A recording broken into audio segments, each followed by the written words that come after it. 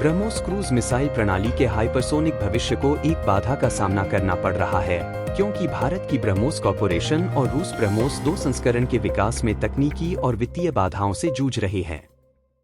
ब्रह्मोस 2 पर भारत और रूस के बीच बातचीत रुक गई है। परियोजना के प्रति रूस की पूर्ण प्रतिबद्धता में हिचकिचाहट एक प्रमुख चिंता का विषय है। रिपोर्टों के अनुसार कई मुद्दों पर चर्चा में रुकावटें आई हैं, जिससे ब्रह्मोस कार्यक्रम की हाइपरसोनिक महत्वाकांक्षाएं खतरे में पड़ गई हैं। ब्रह्मोस 2 को मूल रूप से रूसी जिरकॉन क्रूज मिसाइल के हाइपरसोनिक अनुकूलन के रूप में देखा गया था। हालांकि संभावित निर्यात नियंत्रण चिंताओं को ध्यान में रखते हुए ब्रह्मोस 2 की गति को मैक 6 तक सीमित कर दिया गया था, जबकि जिरकॉन की क्षमता मैक 8 है। भारत एक महत्वपूर्ण रक्षा सहयोग की दिशा में बढ़ने के लिए तैयार है, जिसमें ऊंची कीमत चुकानी होगी, क्योंकि यह मेक इन इंडिया पहल के तहत स्ट्राइकर बख्तरबंद वाहनों के संयुक्त उत्पादन की तैयारी कर रहा है। भारतीय रक्षा अनुसंधान विंग (IDRW) के सूत्रों के अनुसार इस महत्वाकांक्षी परियोजना की प्रारंभिक अनुमानित लागत $1.5 बिलियन से अधिक होने का अनुमान है, जिसमें प्रत्येक इकाई की कीमत $5 मिलियन की महत्वपूर्ण बढ़ोतरी के साथ होगी।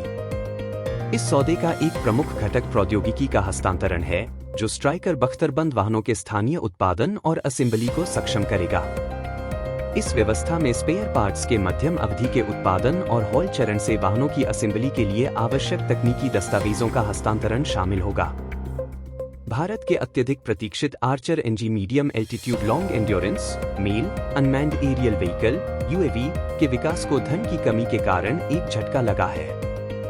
यह खबर लगभग 1 साल बाद आई है, जब एरोनॉटिकल डेवलपमेंट एस्टेब्लिशमेंट (ADE) ने 2022 के अंत में आर्चर एनजी को प्रदर्शित किया था। आर्चर एनजी को एक सशस्त्र ड्रोन के रूप में देखा गया था, जिसमें स्मार्ट एंटी एयरफील्ड म्यूनिशन और एंटी टैंक गाइडेड मिसाइलों जैसे हथियारों के लिए 300 किलोग्राम पेलोड क्षमता थी, जो महत्वपूर्ण प्रगति प्रदान करता था। इसका design single engine twin boom configuration की विशेषता वाला तपस UAV से भिन्न था, लेकिन समान उपकरणों का उपयोग करता था। IIT जम्मू के deep tech startup SAP aerospace, जिसे डॉक्टर षणमुगदास के पी द्वारा नेतृत्व किया जाता है, ने DRDO के TDF Dare to Dream 4.0 innovation contest की ओपन कैटेगरी में जीत हासिल की है। यह जीत SAP एरोस्पेस और उनके कॉम्बैट ड्रोन तकनीक के क्षेत्र में क्रांतिकारी कार्य के लिए एक महत्वपूर्ण कदम है। DRDO का Dare to Dream 4.0 innovation contest उभरते हुए वेंचर्स को महत्वपूर्ण समर्थन प्रदान करता है, और SAP एरोस्पेस की जीत उनके UCAV unmanned combat aerial vehicles के लिए विशेष रूप से डिजाइन की गई ग्राउंड ब्रेकिंग एरो इंजन तकनीक का प्रमाण है। इस प्रतियोगिता में जीत उन्हें अपने नेक्स्ट जनरेशन इंजन समाधानों को और विकसित करने के लिए आवश्यक संसाधन प्रदान करती है।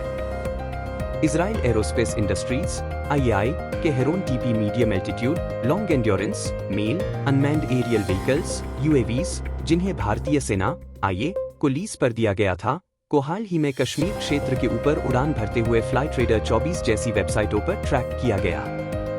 इन हेरोन TP को पहले 2020 में भारतीय वायुसेना IAF से चीन के हिमालय में वास्तविक नियंत्रण रेखा (LAC) के साथ संभावित तैनाती के लिए लीज पर लिया गया था।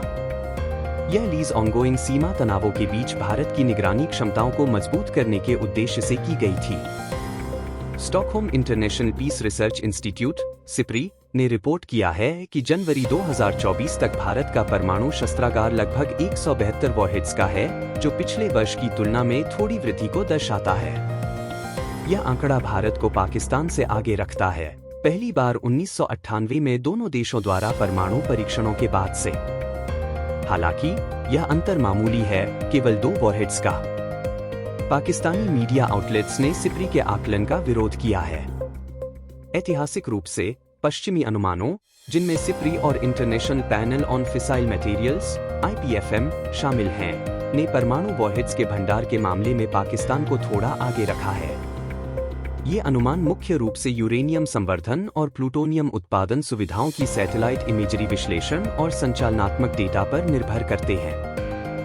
हालांकि इन संस्थानों द्वारा उपयोग की जाने वाली विशिष्ट कार्यप्रणालियां बड़े पैमाने पर अप्रकाशित रहती हैं, जिससे उनके आंकड़ों की सटीकता पर सवाल उठते हैं।